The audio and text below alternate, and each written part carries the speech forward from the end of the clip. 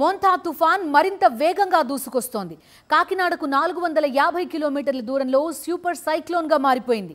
గంటకు 15 కిలోమీటర్ల వేగంతో మోంతా తుఫాన్ కదులుతోంది. తీర ప్రాంతంలో తీవ్రమైన ఈదురు గాలులు వీస్తున్నాయి. భారీ వర్షాలతో కోస్తాంధ్ర తడిసి ముద్దవుతోంది. పశ్చిమ వాయవ్య దిశగా మోంతా తుఫాన్ కదులుతోంది. రేపు ఉదయానికి సూపర్ సైక్లోన్గా పెను తుఫాన్గా మారబోతోంది.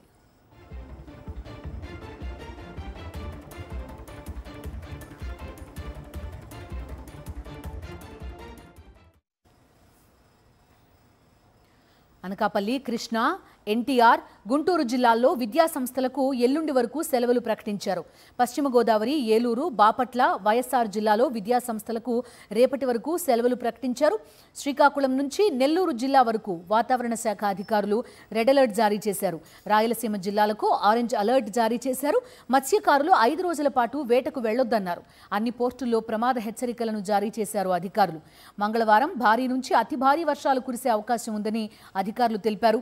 1-2 చోట్ల అత్యంత భారీ వర్ష సూచన ఉన్నట్టు చెప్పారు. తీర ప్రాంతాల్లో ఉండే ప్రజల కోసం అధికారులు పునరావాస కేంద్రాలు ఏర్పాటు చేశారు.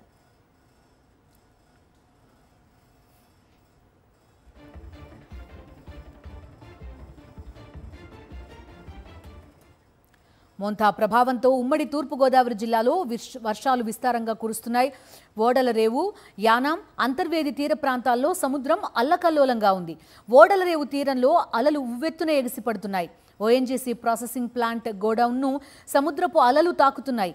కెరటాల ప్రభావంతో గ్రామంలో ఇప్పటికే చాలా ప్రాంతం కడలి గర్భంలో కలిసిపోయింది. ప్రస్తుతం ఏర్పడిన తుఫానుతో ఏమవుతుందోనని స్థానికులు ఆందోళన చెందుతున్నారు.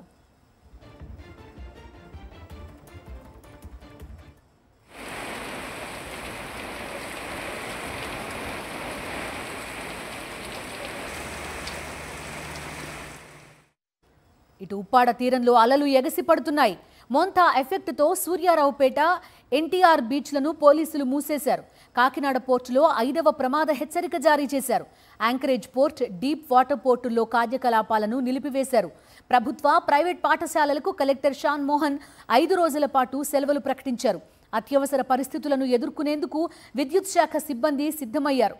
విద్యుత్ స్తంభాలు, క్రేన్లు, ఇతర సామగ్రిని అందుబాటులో ఉంచారు.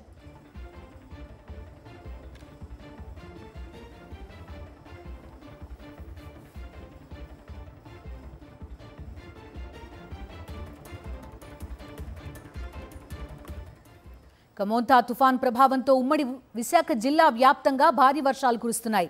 విశాఖ జిల్లా వ్యాప్తంగా తుఫాను పరిస్థితిని ప్రత్యేక అధికారి అజయ్ జైన్ పర్యవేక్షిస్తున్నారు. ఉమ్మడి విశాఖ జిల్లా వ్యాప్తంగా 110 పునరావాస కేంద్రాలు ఏర్పాటు చేశారు. విశాఖలో 11 ఎన్డీఆర్ఎఫ్, ఎస్డీఆర్ఎఫ్ బృందాలను సిద్ధంగా ఉంచారు. ఏజెన్సీలోని పర్యాటక ప్రదేశాలను మూసేశారు. రిషికొండ, కైలాసగిరి, భీమిలి బీచ్ల్లోకి ఎవరిని అనుమతించడం లేదు. వాతావరణం అనుకూలించకపోవడంతో ఇప్పటికే విశాఖకు రావాల్సిన 2 విమానాలు రద్దయ్యాయి. రేపు, ఎల్లుండి అన్ని విమానాలు రద్దయ్యే అవకాశాలున్నాయి. 43 రైళ్లను రద్దు చేసినట్టు రైల్వే అధికారులు తెలిపారు. 5 రోజులు వేటకు వెళ్లొద్దని మత్స్యకారులను అధికారులు ఆదేశించారు. ఫిషింగ్ హార్బర్లో వేటకు వెళ్లకుండా సుమారు 1000 బోట్లను నిలిపివేశారు.